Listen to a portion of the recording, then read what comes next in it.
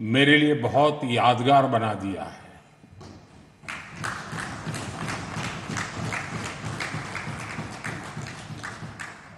मैं अभिभूत हूं, कृतज्ञ हूं। चरैवेति चरैवेति के मंत्र का जाप करते हुए इस राजनीतिक यात्रा में अनेक उतार चढ़ाव देखते हुए एक दिन ये पड़ाव भी आएगा, मैंने कभी सोचा नहीं था। निर्वाचित प्रधानमंत्री के रूप में निरंतर सबसे लंबी अवधि तक सेवा करने का अवसर, इसे मैं अपना परम सौभाग्य मानता हूं। आपने इस अवसर पर मुझे सम्मानित किया, इतना मान दिया, इसके लिए मैं आप सभी का बहुत बहुत आभारी हूं। साथियों, इतने लंबे समय तक मां भारती की सेवा का सौभाग्य मिलना, ये ईश्वर की विशेष कृपा से ही संभव हो सकता है। और मेरे लिए तो जनता जनार्दन ही ईश्वर का रूप है।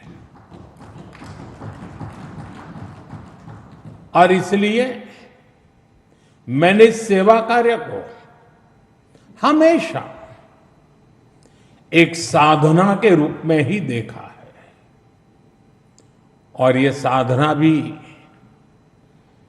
एकाकी नहीं रही है, ये एक सामूहिक यज्ञ है जिसमें आप सब ने और अनेकों साथियों ने कर्तव्य भाव से अपना योगदान दिया है। मैं आज इस यात्रा के ऐसे सभी साथियों के प्रति भी अपना आभार प्रकट करता हूं। साथियों, इस अवसर पर एनडीए परिवार के सदस्यों ने एक रिजोल्यूशन भी पेश किया है। ये आप सबकी आत्मीयता और उदारता है, क्योंकि मैं इस यात्रा को अपनी व्यक्तिगत उपलब्धि नहीं मानता हूं। ये हर दृष्टिकोण से हम सबकी सामूहिक उपलब्धि है। ये एनडीए के हर घटक दल की एक समान उपलब्धि है।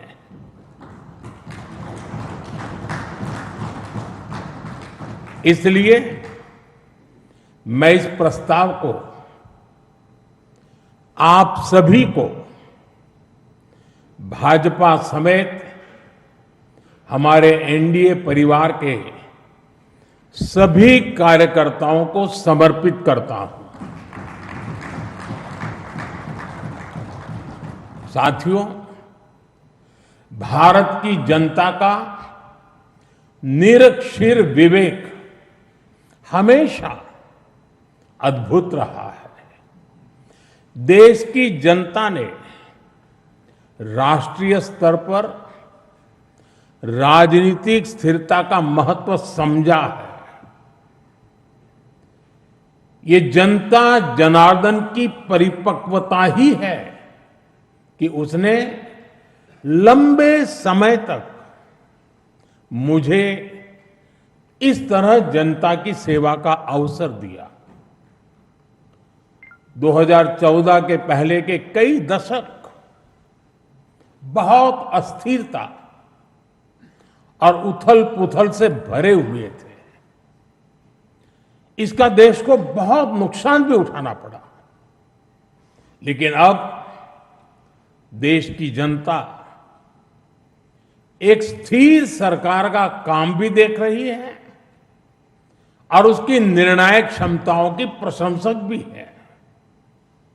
मैं आज देश की महान जनता को भी नमन करता हूं, जनता जनार्दन का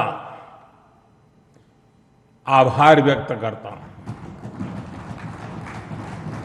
साथियों, साल 2014 में जब एनडीए की जीत हुई थी, तब मैंने कहा था कि आज देश के सामान्य मानवी में एक नई आशा का उदय हुआ है। इस आशा का, इस उम्मीद का संरक्षण हम सभी का बहुत बड़ा दायित्व था। देश के लोगों ने कांग्रेस के विश्वासघात के बाद अपना भरोसा हमें सौंपा था। मुझे आज संतोष है, गर्व है कि एनडीए परिवार के तौर पर हमने देश के विश्वास को हमेशा और मजबूत किया है।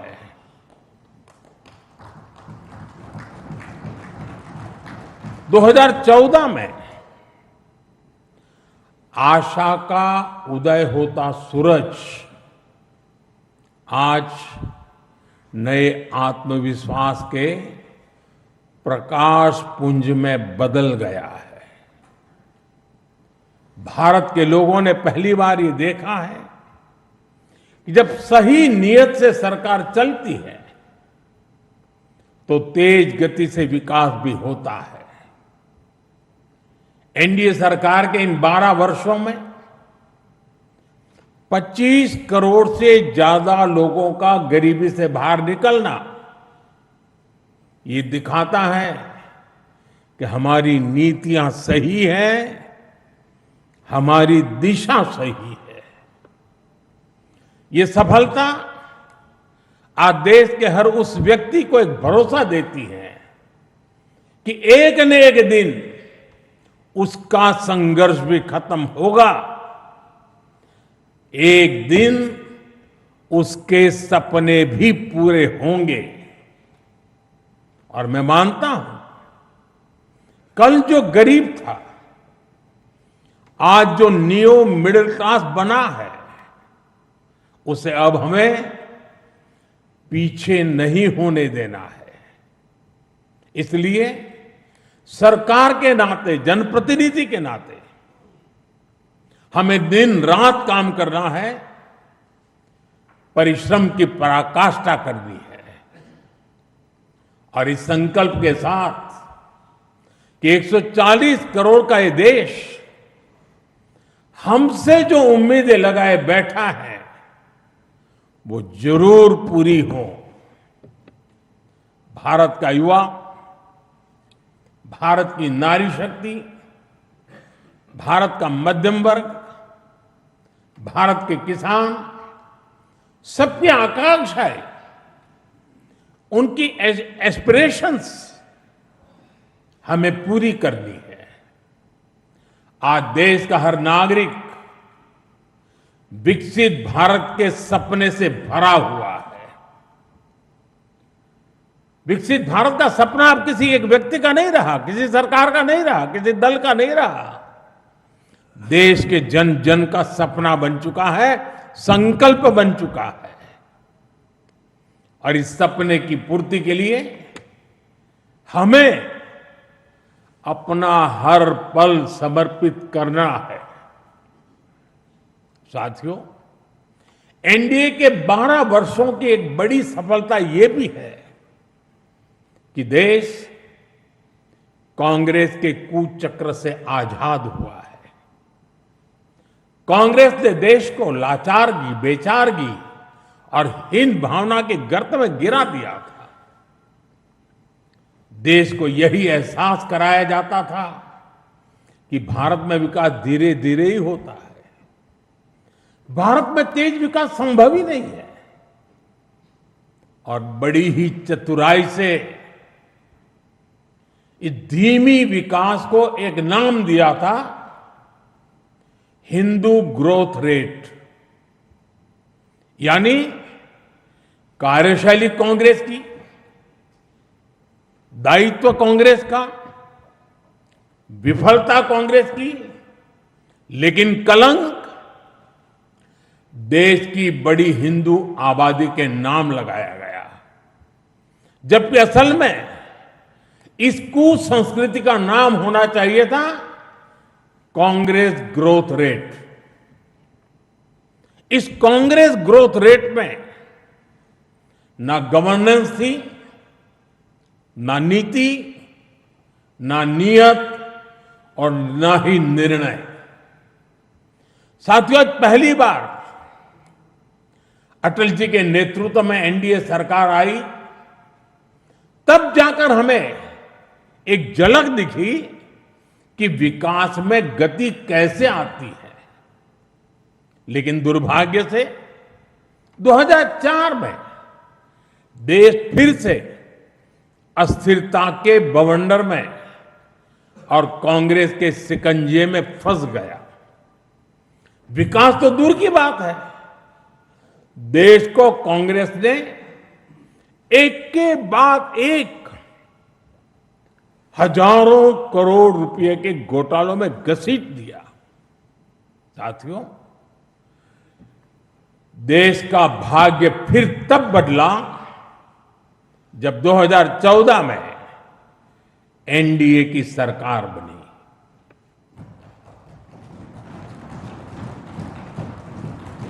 देश ने देखा कि जब नियत, नीति और निर्णय तीनों एक साथ काम करते हैं तो विकास की गति कैसी होती है।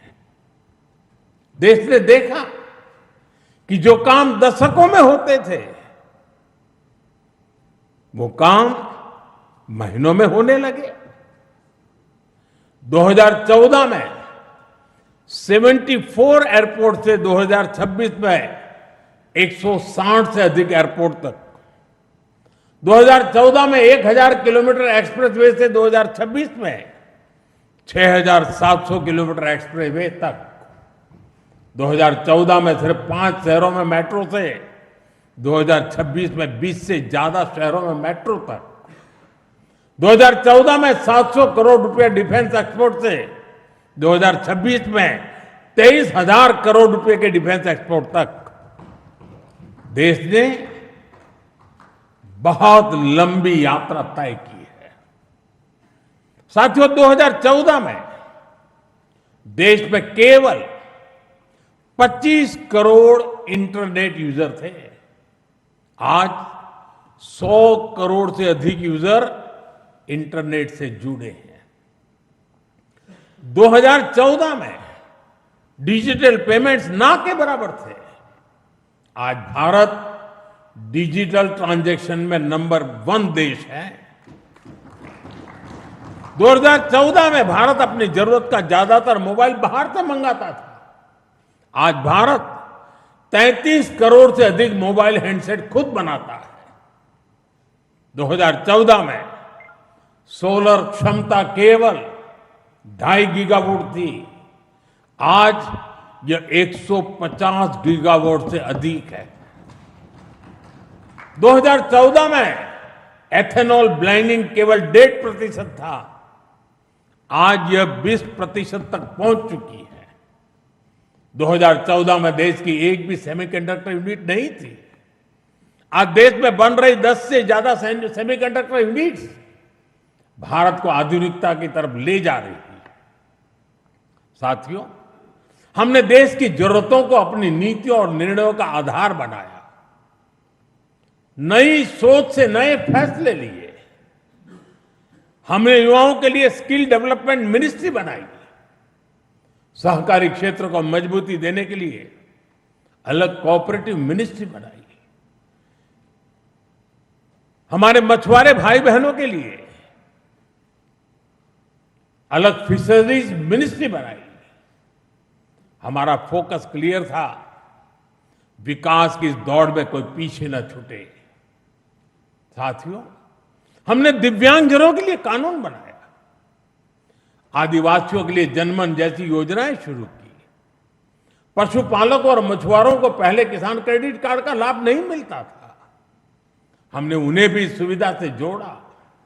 और इतना ही नहीं, हमारी सरकार ने रेहड़ी पटरी वालों को भी स्वनिधि क्रेडिट कार्ड की सुविधा दी। साथियों, सवाल यह है कि अगर 12 साल में इतना कुछ हो सकता है तो फिर दशकों तक क्यों नहीं हुआ? ये कांग्रेस ग्रोथ रेट और एनडीए ग्रोथ रेट का अंतर है। एक व्यवस्था लोगों को इंतजार कराती थी, आज की व्यवस्था परिणाम दिखाती है। एक व्यवस्था काम अटकाती भटकाती थी, आज की व्यवस्था कहती है काम अभी होगा, समय पर होगा और बड़े पैमाने पर होगा। और इसलिए साथियों, 2014 से 2026 की कहानी केवल आंकड़ों की कहानी नहीं है, यह उस भारत की कहानी है जिसने पहली बार अपनी पूरी क्षमता के साथ दौड़ना शुरू किया है। वो भारत जो बड़े लक्ष्य तय कर रहा है और इन लक्ष्यों की प्राप्ति के लिए जी तोड़ मेहनत कर रहा है। साथियों, एनडीए के 12 वर्षों की उपलब्धियों की एक और विशेषता है, हमें ये उपलब्धियां वैश्विक अस्थिरता और अशांति के दौर में हासिल हुई है। एक स्थिर सरकार होने का लाभ क्या होता है, ये बार बार इस दौर ने साबित किया है। कोरोना के समय को हम कभी नहीं भूल सकते, जब हर तरफ हाहाकार मचा था, लेकिन भारत उस हालात को मुकाबला करते हुए भी सफलता से आगे बढ़ा। साथियों, दुनिया के बड़े बड़े देशों की अर्थव्यवस्थाएं संघर्ष कर रही है, तब भी 2025-26 में भारत ने 7.7% की ग्रोथ रेट हासिल की है।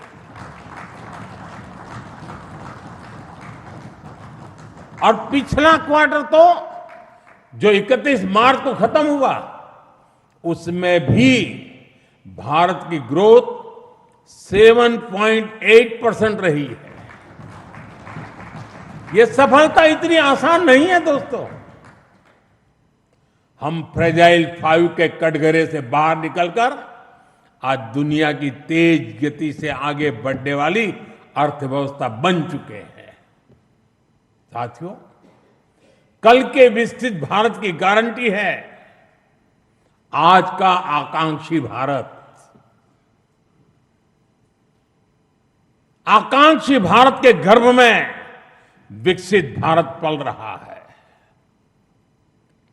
आज के भारत की आकांक्षाएं बड़ी हैं, सपने बड़े हैं, इसलिए उसके संकल्प और लक्ष्य भी उतने ही बड़े हैं।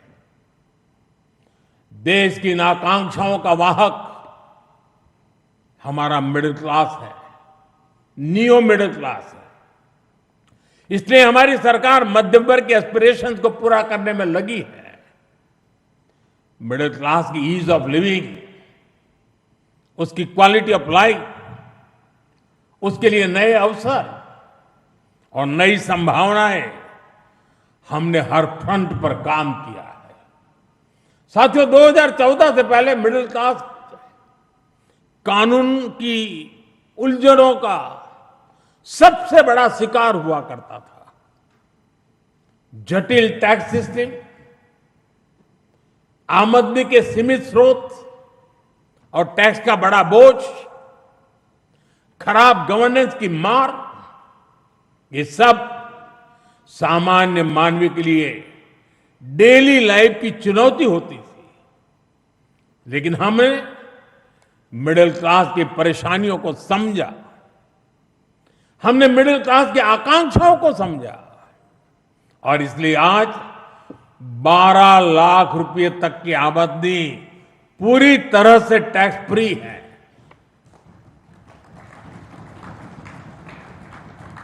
आज देश में सरल और फेसलेस टैक्स सिस्टम है। अच्छे इंफ्रास्ट्रक्चर से उनका जीवन आसान हुआ है। साथियों, बीते 12 वर्षों में मिडिल क्लास परिवार के बच्चों के लिए हर क्षेत्र में नए अवसर बने हैं। मध्यम वर्ग के घर का सपना पूरा हो सके, सरकार इसमें भी मदद कर रही है। घर में इलाज के खर्च का बोझ कम हो, इसके लिए आयुष्मान भारत योजना में बिना आय सीमा के बुजुर्गों को भी शामिल किया गया है। जीएसटी रिफॉर्म का भी बहुत बड़ा लाभ देश के मध्यम वर्ग को हुआ है। उसके लिए हेल्थ इंश्योरेंस सस्ता हुआ है। उसके सपनों से जुड़ी चीजें सस्ती हुई है। इन प्रयासों का परिणाम है कि आज देश का मिडिल क्लास अनिश्चितताओं से मुक्त हो रहा है। वो भरपूर आत्मविश्वास के साथ देश की विकास यात्रा को गति दे रहा है। साथियों, हमारे लिए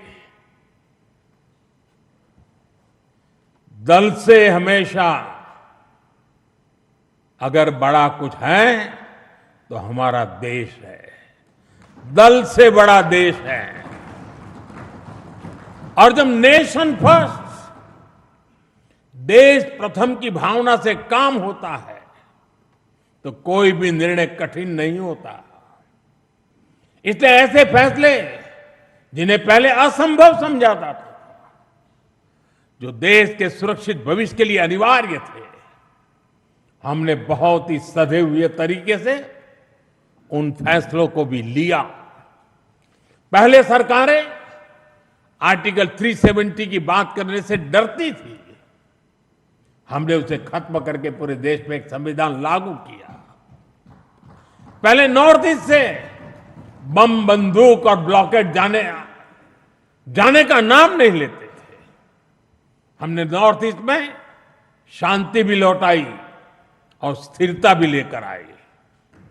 पहले भारत आतंक के हमलों के बाद चुपचाप दर्द सहता रहता था। हमने आतंकवादियों पर सर्जिकल स्ट्राइक की, एयर स्ट्राइक की। ऑपरेशन सिंदूर में दुनिया ने भारत का सामर्थ्य देखा।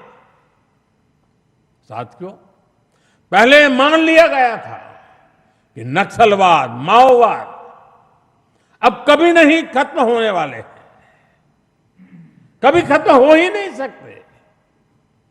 हमने देश को नक्सलवाद, माओवाद के उस जहर से मुक्त करके दिखाया है। साथियों, महिलाओं को आरक्षण, 3 तलाक के खिलाफ कानून, सीएए का कानून, भारतीय न्याय संहिता, सैनिकों को 1 रैंक 1 पेंशन। एनडीए सरकार राष्ट्रहित में कोई भी काम करने से पीछे नहीं रही और हम सभी को इस बात पर गर्व है। मैं आज देश को फिर आश्वस्त करूंगा, देश हित के बड़े फैसलों का ये सिलसिला और भी तेज होगा, तेज गति से आगे बढ़ेगा। साथियों, बीते 12 वर्षों में देश ने जो कुछ हासिल किया वो दुनिया देख रही है, लेकिन अब हमें अपनी दृष्टि आगे की ओर रखनी है।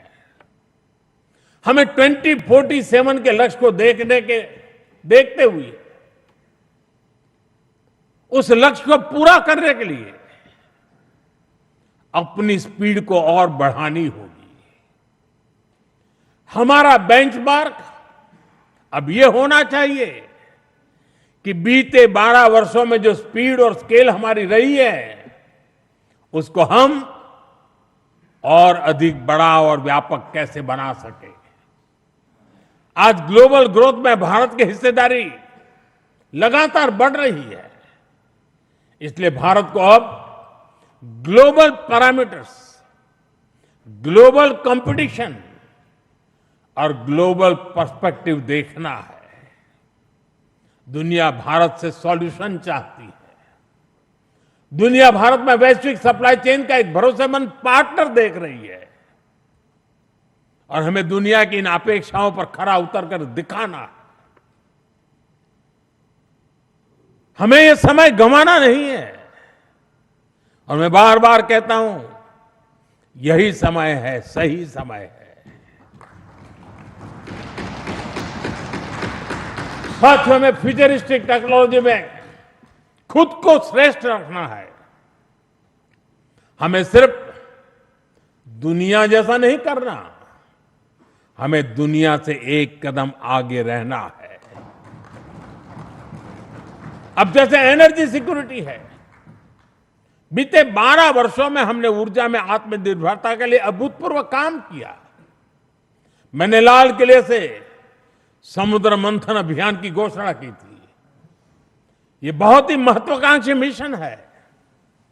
बीते दिनों में ऑयल एंड गैस के एक्सप्लोरेशन को लेकर काफी पॉजिटिव खबरें आ रही हैं। यानी आने वाला समय अनेक संभावनाओं से भरा हुआ है और हमें हर संभावना का पूरा फायदा उठाना है। साथियों, अब हमें 500 गीगावाट रिन्यूएबल एनर्जी के टारगेट को जल्द से जल्द पूरा करना है। सोलर एनर्जी को लेकर तो काम तेजी से चल रहा है, लेकिन अब हमें न्यूक्लियर एनर्जी के लक्ष्यों को भी तेजी से हासिल करना है। अभी हमने दुनिया को दिखाया है कि Bharat fast breeder reactor technology में कितना आगे पहुंच गया है। ये टेक्नोलॉजी हमें न्यूक्लियर एनर्जी में आत्मनिर्भरता की तरफ ले जाएगी। इसी तरह ग्रीन हाइड्रोजन और ग्रीन एमोनिया के मामले में भारत बहुत तेजी से काम कर रहा है। आने वाले समय में ये टेक्नोलॉजी भारत को ग्लोबल ग्रीन एनर्जी मैप में सबसे प्रमुख बना पाएगी और ये नाम बनना पक्का है। साथियों, आज बड़े एक्सपर्ट्स भी का भी अनुभव है कि जिन देशों ने मैन्युफैक्चरिंग के पूरे इकोसिस्टम पर 80-90 के दशक में काम किया, उन्हें उसका फायदा इस सदी में मिलना शुरू हुआ। भारत ने 10-12 वर्ष पहले जिस इकोसिस्टम पर काम करना शुरू किया, उसका लाभ अब देश को मिलना शुरू हो गया। 2014, 15, 16 के कालखंड में जो बात नींव डाली गई, उसके फल अब दिखाई देने लगे हैं। भारत तेजी से दुनिया का मैन्युफैक्चरिंग पावर हाउस बनने की ओर आगे बढ़ रहा है। साथियों, energy, minerals, cheap, battery storage, space, drone, data centres, quantum computing, artificial intelligence, ऐसे हर सेक्टर, हर टेक्नोलॉजी एक दूसरे से जुड़ी हुई है। ये एक दूसरे की पूरक है। भारत इनके लिए विदेशों पर निर्भर नहीं रह सकता, क्योंकि ये भारत की आर्थिक और स्ट्रेटेजिक हर प्रकार के सिक्योरिटी से जुड़े विषय है। और तभी भारत सेमीकंडक्टर इकोसिस्टम पर इतना फोकस कर रहा है, तभी क्रिटिकल मिनरल्स को लेकर मिशन बोर्ड पर काम चल रहा है। साथियों, शिपिंग सेक्टर में भारत आत्मनिर्भरता के नए लक्ष्यों के साथ आगे बढ़ रहा है। हम एक ऐसे फ्यूचर की तरफ बढ़ रहे हैं जहां हम मेड इन इंडिया शिप पर ट्रेड करेंगे और कंटेनर भी मेड इन इंडिया होंगे। शिप मेंटेनेंस और रिपेयर से लेकर स्क्रैपिंग तक की सर्विसेज भी भारत देगा। यही विजन हमारे एविएशन सेक्टर के लिए है। आज हम made in India transport aircraft बना रहे हैं। वो दिन दूर नहीं जब Bharat made in India civil aircraft भी बनाएगा।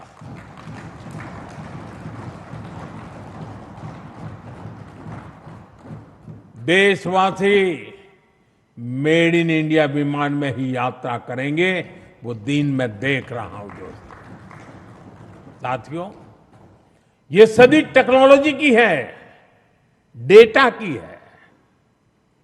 आज विश्व के सबसे बड़े और आधुनिक डेटा सेंटर्स भारत में बन रहे हैं। यही भारत की ग्लोबल सप्लाई और वैल्यू चेन का मजबूत पिलर बनाएगी। हमने यूपीआई के माध्यम से दुनिया को दिखाया है कि भारत कम से कम और कम से कम समय में टेक्नोलॉजी का इतना विस्तार कर सकता है। हमने दिखाया है कि हमारे युवाओं का सामर्थ्य क्या है। अब एआई, डीप टेक और एडवांस टेक्नोलॉजी में हमारे युवा नया दमखम दिखाने के इरादे से आगे बढ़ रहे हैं। साथियों, आने वाले समय में 2 और सेक्टर्स में भारत का सामर्थ्य पूरी दुनिया देखेगी। ये सेक्टर है टूरिज्म और स्पोर्ट्स। ये दोनों भारत की इकोनॉमी के मजबूत पिलर बनेंगे। विशेष रूप से कॉन्फ्रेंस, एग्जीबिशन और कॉन्सर्ट के मामले में भारत एक ग्लोबल डेस्टिनेशन बनने के लिए अब पूरी तरह सज रहा है।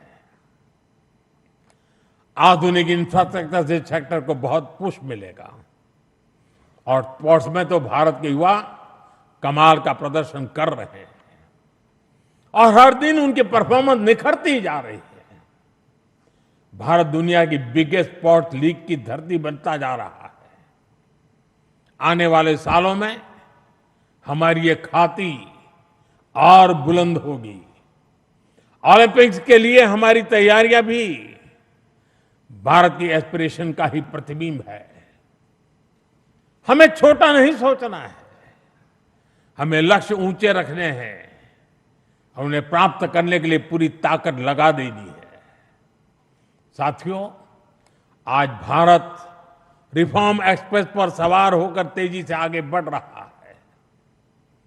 हमारे लिए रिफॉर्म कोई कंपल्सन नहीं है, रिफॉर्म हमारा कन्विक्शन है।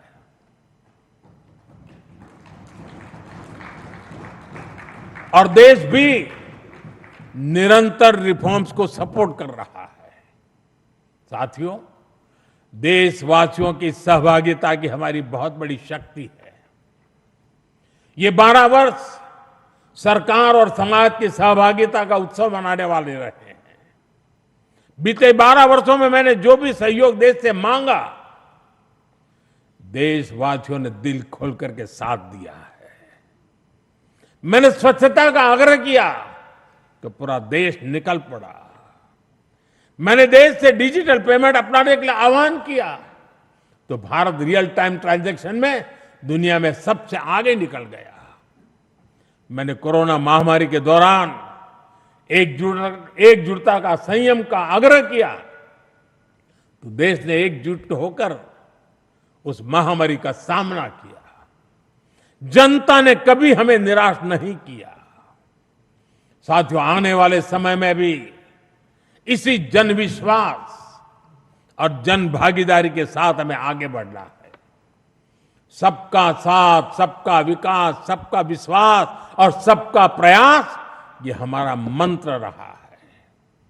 सबका प्रयास ही विकसित भारत के निर्माण की असली ऊर्जा है। हमें हर राज्य, हर शहर, हर गांव को जोड़ना है। अब समय आ गया है कि राज्यों के बीच नई प्रकार की तंदुरुस्त स्पर्धा, स्वस्थ स्पर्धा हो। स्पर्धा इस बात की हो कि कौन सा राज्य सबसे तेजी से $1 ट्रिलियन इकोनॉमी बनता है। स्पर्धा इस बात की हो कि कौन सा शहर इनोवेशन का सबसे बड़ा केंद्र बनता है। स्पर्धा इस बात की हो कि कौन सा क्षेत्र रोजगार सृजन में सबसे आगे निकलता है। भारत की प्रगति राज्यों की ऐसी प्रगति से ही होने वाली है। आइए अगले दशक को उपलब्धियों के साथ साथ श्रेष्ठता का भी दशक बनाए। आइए राजनीति की स्पर्धा से ऊपर उठकर विकास की स्पर्धा को राष्ट्रीय संस्कार बनाए। 12 वर्षों की यात्रा उपलब्धियों की रही है। आने वाले वर्ष और भी नई सिद्धियों के होंगे, और भी बड़ी सिद्धियों के होंगे।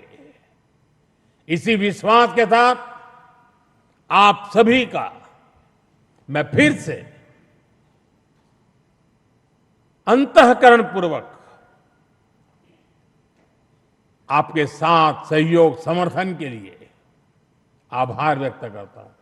मैं सर झुका करके देश के कोटि कोटि नागरिकों को नमन करता हूं। उनके आशीर्वाद ने हमें ऊर्जा दी है, शक्ति दी है, प्रेरणा दी है, प्रोत्साहन दिया है। ये जनता जनार्दन के चरणों में सर झुका करके प्रणाम करते हुए आइए एक नए विश्वास के साथ हर संकल्प को पूरा करने के सामर्थ्य को जुटाते हुए हम चल पड़े। देशवासियों के सपनों को हमारे संकल्प बनाए। हमारा पल पल देशवासियों के संकल्पों की साकार करने की यात्रा का अहम पड़ाव बनता चले। इसी भावना के साथ देशवासियों के ऊपर पूरा भरोसा करते हुए आओ निकल पड़े। बहुत बहुत धन्यवाद।